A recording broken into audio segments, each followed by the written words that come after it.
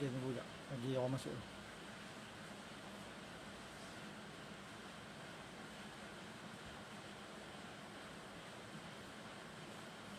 Bagi tahu sini ada tuan-tuan.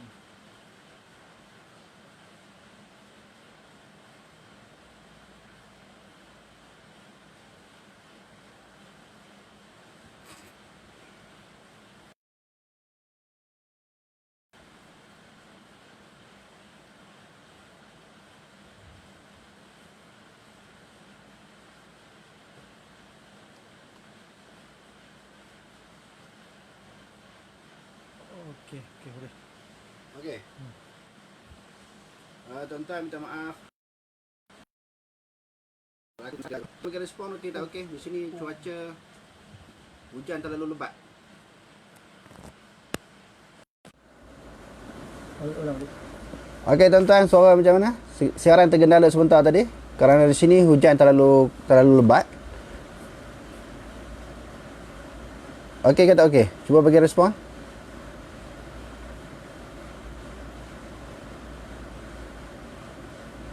Okey, boleh. Okey. Okey. Nanti kita ulang apa yang kita baca tadi.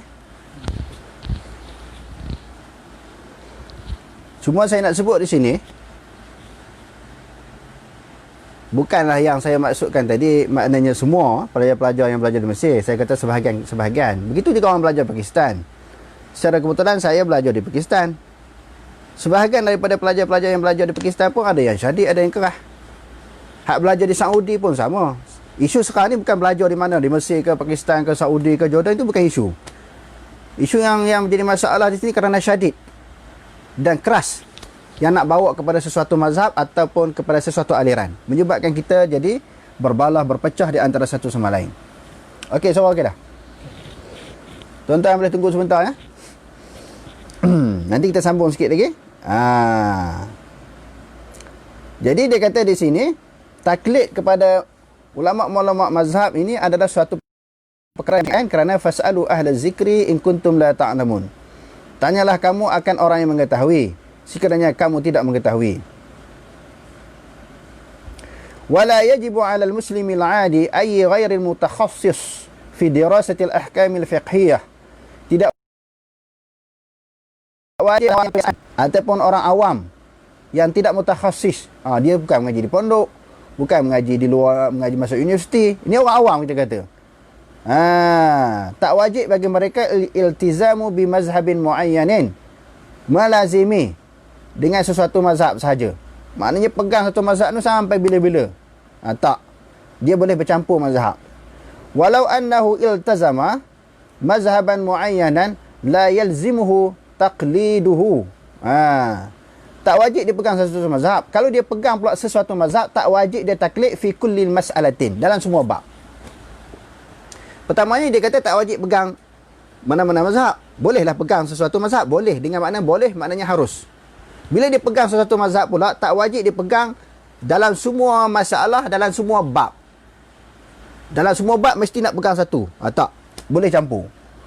Wal akhdhu an aksari min mazhabin, dan mengambil daripada kebanyakan daripada mazhab, yusamma 'indal fuqaha'i bi ismil talfiq. Mengambil lebih banyak daripada satu mazhab ini dinamakan talfiq, gabung. Ayil amali biqauli mujtahidin fi mas'alatin.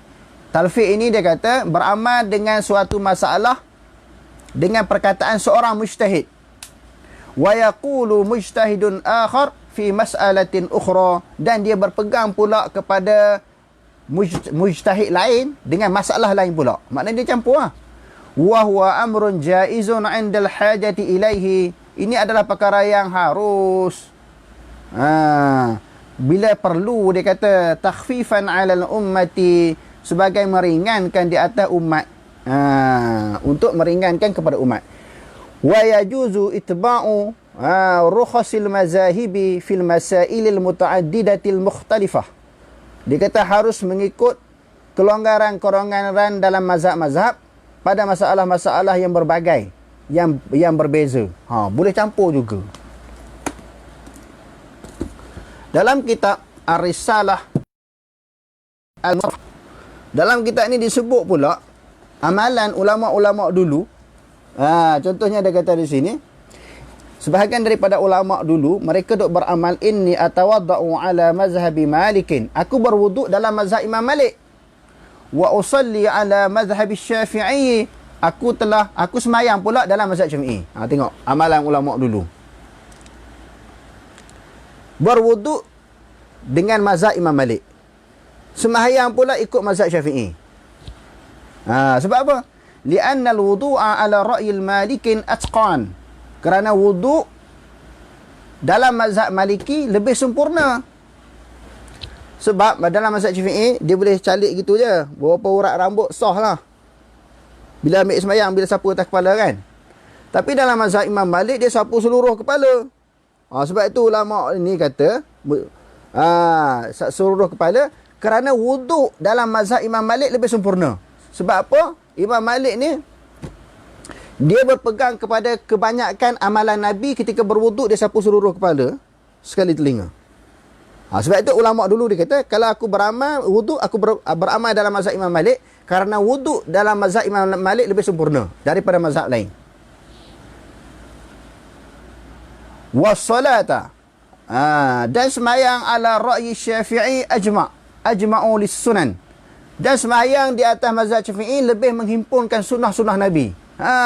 Mazhab Syafi'i semayang ni tertib, dengan takbir, dengan sampai bagi salam tertib. Lepas tu tak boleh gerak 3 kali berturut-turut, batal semayang. Lebih sempurna, lebih menghimpunkan sunnah Nabi. Wuduk lebih sempurna ikut Imam Malik, semayang lebih sempurna ikut Imam Syafi'i. Wa ashbaha bi salati, dia kata wa ashbaha bi salati salaf. Kita baca ashbahu, ataf tadi kan, daripada ajma'u.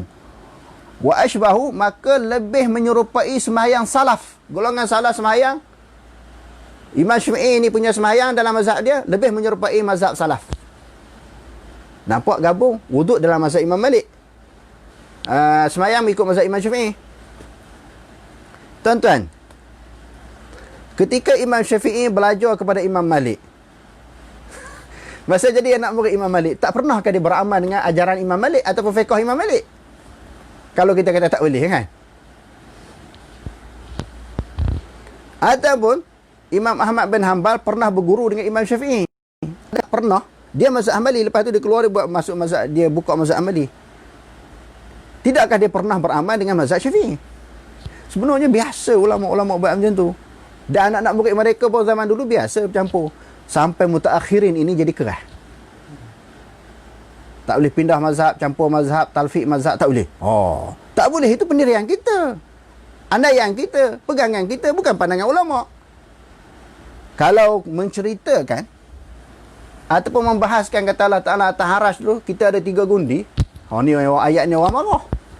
Bab talfiq mazhab, campur mazhab ada 3 gundi juga boleh kita bentangkan.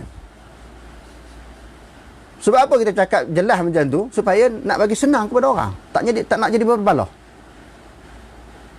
Kalau pegang keras dengan satu pendapat, satu pandangan, jadi balah. Itu yang dipanggil tu apa, dia melampau di dalam mempertahankan mazhab, melampau di dalam mempertahankan seseorang tokoh. Sebut tadi, ada daripada sebahagian orang anti sangat dengan Syekh Ibn Taimiyah, dengan Muhammad Abdul Wahab, hari-hari duk ceramah tentang Muhammad Abdul Wahab, tentang Wahabi, tentang Ibn Taimiyah. Ada orang pula keterlaluan pula, seolah-olah Muhammad bin Abdul Wahab dan Ibn Taimiyah ni tak ada salah langsung. Fanatik juga, melampau juga, sama aja.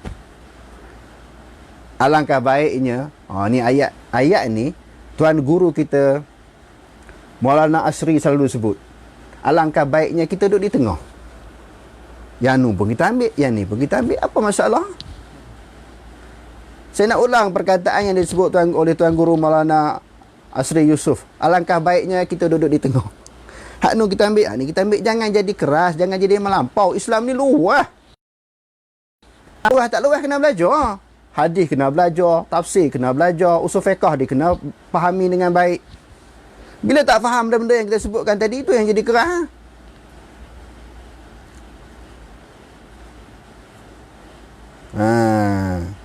Okey, yang keseterusnya tuan-tuan. Fatwa masa kini Dr. Yusuf Qaradawi. Yusuf Qaradawi. Malam ni kita sembang-sembang santai sudah sebab banyak nak bahas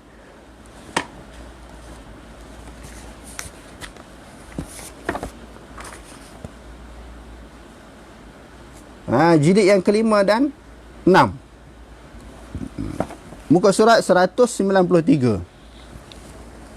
Dalam perbahasan, haruskah beramal dengan apa yang menyalahi mazhab yang 4? Boleh tak kita beramal dengan sesuatu hukum fiqh yang keluar daripada mazhab yang 4? Yang berbeza, yang bercanggah dengan mazhab yang 4. Yang berbeza dengan mazhab yang 4. Mazhab ni bukan 4 je. Tengok, dia kata bukan kepada satu mazhab. Beramal di luar mazhab, daripada mazhab Syafi'i sahaja ke? Beramal di luar daripada mazhab Hanafi sahaja ke? Tak. Beramal bercanggah dengan 4 mazhab. Boleh tak boleh? Pertamanya dia kata di sini, ramainya imam-imam mujtahid. Nampak? Maknanya imam mujtahid ni ramai, bukan 4 sahaja. Dalam huraian dan perbahasannya, maka bolehlah. Walaupun terkeluar daripada mazhab yang 4. Terkeluar daripada mazhab yang 4, tak jadi kita kata bercanggah dengan ijma'. Hari tu dah kita bahas baik ijma' atau apa dia. Ijma' bukan bercanggah dengan 4 mazhab. Dia seluruh mazhab. Seluruh mujtahid yang diiktiraf. Nampak? Yang kedua dia kata di sini, persoalan yang dikemukakan di sini dan juga perbahasan yang dikemukakan di sini, imam yang 4 tidak pernah mendakwa diri mereka maksum. Bila imam yang 4 tidak pernah mendakwa diri mereka maksum, di sana menunjukkan bahawa ada kesilapan, ada kesalahan. Kesilapan dan kesalahan itu siapa yang tentukan? Kita ke? Kita orang awam, kita orang jahil ni ke? Tak, ulama juga yang bahas. Sebab ada orang sebut, kalau imam salah, kalau kamu kata imam mazhab salah, ulama salah, kamu ni siapa? Kamu ni kereta kebal ke? Tuan-tuan boleh tengoklah dia. Kamu ni kereta kebal ke? Kamu ni bukan orang ke? Kalau imam boleh kata salah sebab dia manusia, kamu manusia. Dah tentu salah juga, betul. Kita pun boleh salah. Cuma dia loya buruk. Dia kata, kamu ni kereta kebal ke? Kalau kita kata imam ni tersilap, tersalah, bukan pandangan kita. Kita ambil daripada pandangan ulama-ulama yang lain. Tentang masalah ilmu dan ijtihad, bukan pandangan kita. Ini perlukan kepada keterbukaan. Sebab di dalam hadis yang diriwayatkan oleh Imam Bukhari, "Idza hakamal hakimu fajtahada fa asaba falahu ajrani wa in hakama fajtahada fa akhta'a falahu ajrun wahid." Apabila seseorang hakim, ada riwayat yang kata idza hakamal mujtahid ataupun idza jatahadal mujtahidu, tapi riwayat yang lebih sahih dan juga lebih masyhur, idza jatahadal hakimu. Apabila seorang hakim, seorang ulama beristihad, betul dia memperoleh 2 pahala. Salah dia dapat 1 pahala. Bagi kedudukan dia yang tersalah di dalam mengemukakan istihad, tetap dia dapat pahala. Tetapi bagi pengikut, bagi orang yang lain yang menilai tang salah, kita tak boleh ikut. Yang kata salah bukan kita, orang lain, ulama-ulama lain. Yang kata salah, yang ni silap. Salah ataupun tersilap ataupun lemah pandangan dia, maka kita boleh ikut pendapat yang kita nampak kuat. Pendapat ulama yang lebih kemas, kita ikut pula. Nanti orang kata kamu pula menentukan yang mana betul ke salah. Tak, bukan kita tentukan, ulama lain juga yang menentukan. Ulama lain yang menentukan. Menunjuk, kalau kita kata semua ulama ni tak ada salah, berat macam orang Yahudi lah. Dia ingat pemimpin dia, ulama ni semua betul. Kalau itu sikap kita, semua ulama ni tak ada salah langsung, tak ada silap langsung, kita menganggap ulama ni sebagai Tuhan lah. Sebab Allah Ta'ala sebut dalam Quran, ittakhudhu ahbarahum wa ruhbanahum arbaban min dunillah. Mereka menjadikan ulama mereka, pemimpin mereka sebagai Tuhan selain daripada Allah. Maknanya ulama, pemimpin tak salah langsung. Mana boleh macam tu? Ulama mesti ada silap.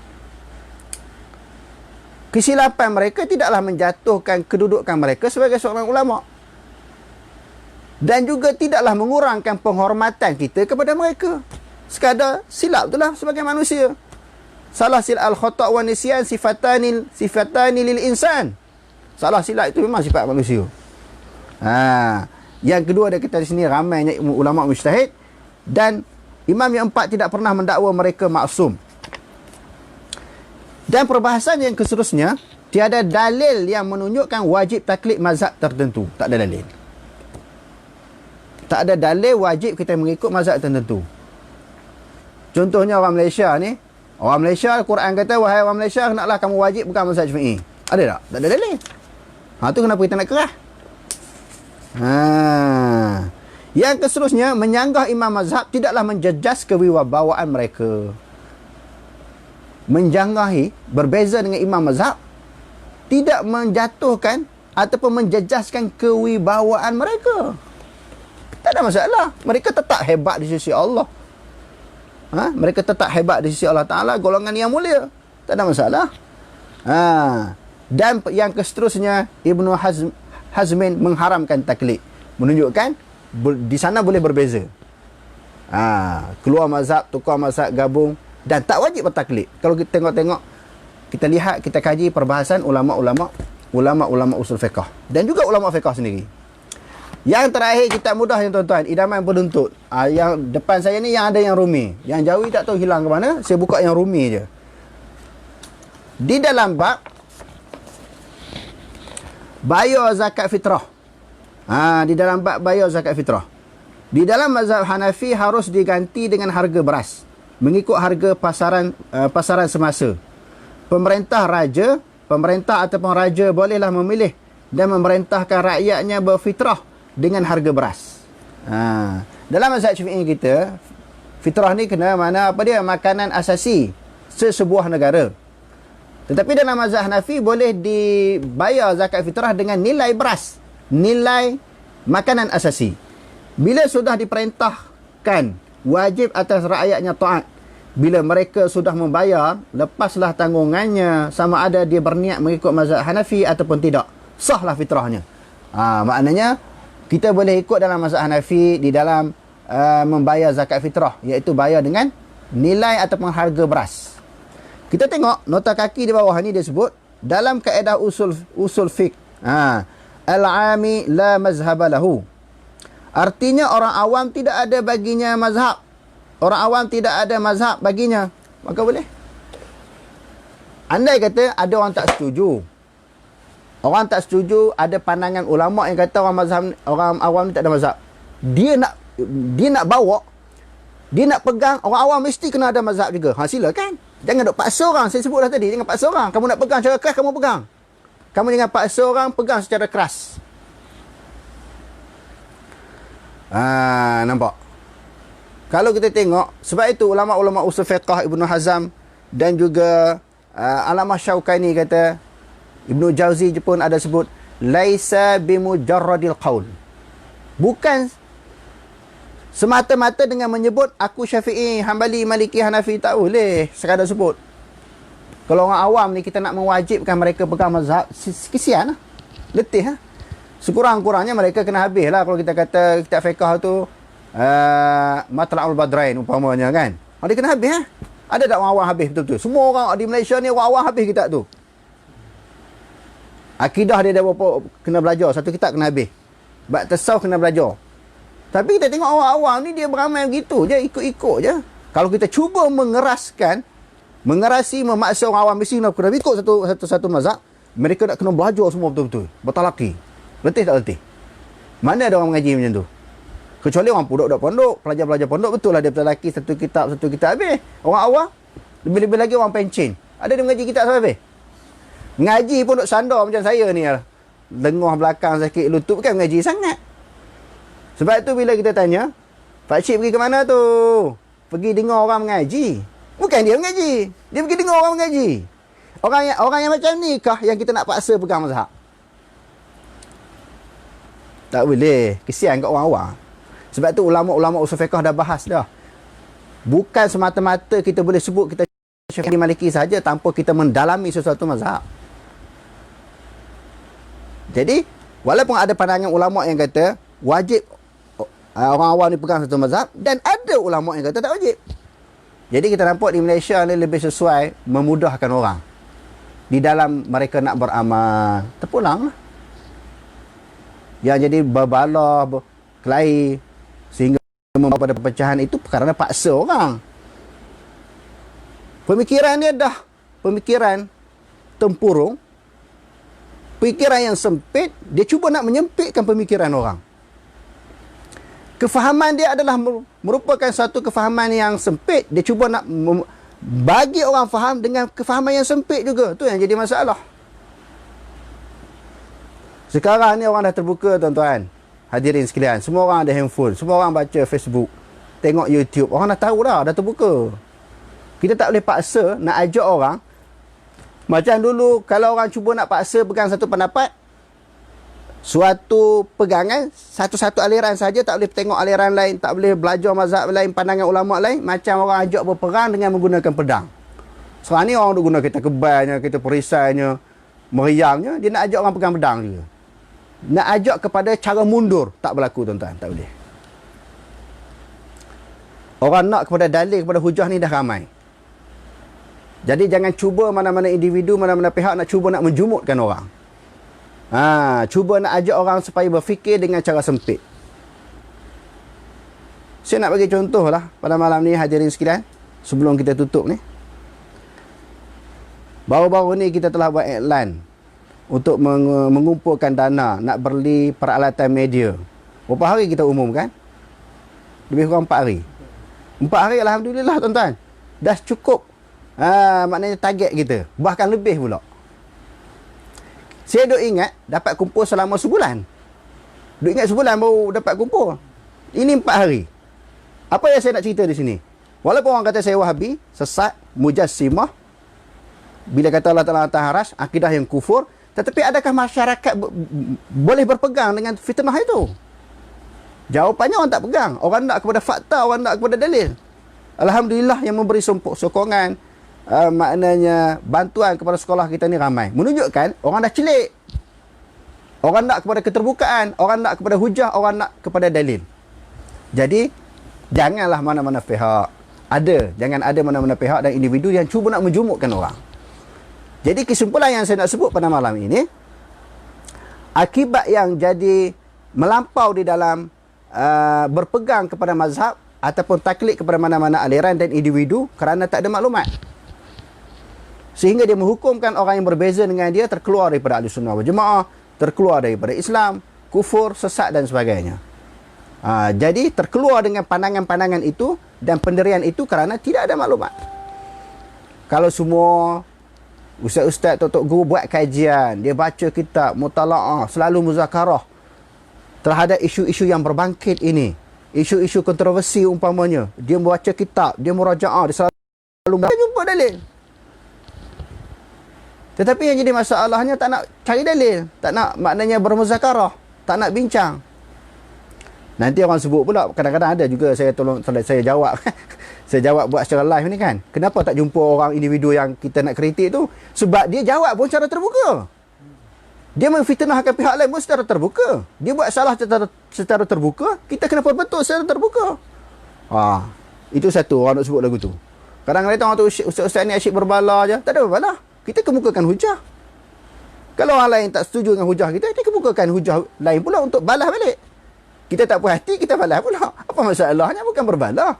Ini perbincangan ilmiah, tuan-tuan. Dalam dunia ilmu ni dia kena macam tu. Dia kena berbahas. Dan kadang-kadang ni masalah orang politik pula. Nanti kita bincang isu fanatik dengan sebab aliran politik. Apa yang kita bahas pada malam ni, orang politik kata duk hari-hari duk bahas benda forok, benda tu dah selesai lama dah. Banyak kan kawan kita orang politik cakap macam tu. Yang kamu duk balas hari-hari buat politik tu, langsung tak ada dalil. Hak kita bahas ni ada dalil. Bukan kita berbalah, kita bahas. Dia kata kita duk berbalah. Hak dia duk kelahi siang malam pagi petang dalam Facebook tu, tak ada dalil langsung. Quran hadis tak ada dalil, pendapat ulama pun tak ada, hak tu dia boleh kelahi. Hak ni bukan berkelahi, kita nak bagi penjelasan. Nak bagi penerangan supaya sama-sama jadi sejuk lah. Macam saya sebut perkataan Maulana Asri tadi, 3 kali dah sebut kan.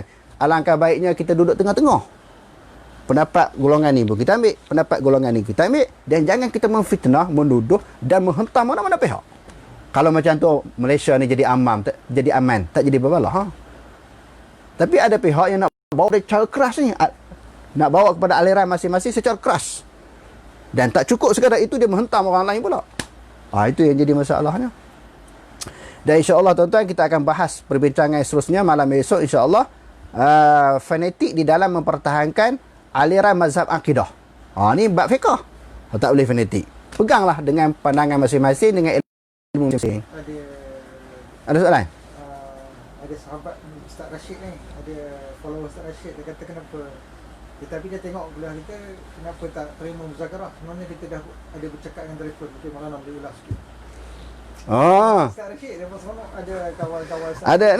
Ada anak murid sahabat kita. Muzakarah mari sini. Tak ada masalah. Kita lebih besar pada tok guru dia tu, kita panggil dah. Bukan berbalah, bukan berkelahi, datang insya-Allah. Kita sembelih kambing ke ayam ke datang. Rashid memberikan ra'i kita. Mari. Ada orang nak muzakarah, silakan. Ahlan wa sahlan. Tak ada masalah, lepas PKP ni boleh datang. InsyaAllah kita bincang dengan cara ilmiah, dengan cara harmoni, kita berbincang dengan cara ikhwah Islamiah. Pengikut-pengikut yang tak reti apa tu, dia lebih dia semangat lebih. Tak apalah, bagilah dia semangat. Jadi insya-Allah, siapa-siapa yang nak muzakarah, kita terbuka insya-Allah. Datang ni, kita sambut dengan cara terhormat insya-Allah. Suburkan majlis ilmu. Kita suburkan majlis perbincangan muzakarah insya-Allah. Jadi insya-Allah tuan-tuan, sebagaimana biasa malam besok kita akan sambung lagi perbincangan kita. Cuma pada malam esok kita lebih fokus kepada aliran mazhab di sudut akidah. Wallahu alam, aqulu qouli hadza wa astaghfirullahal azim wa lakum. Wassalamualaikum warahmatullahi taala wabarakatuh.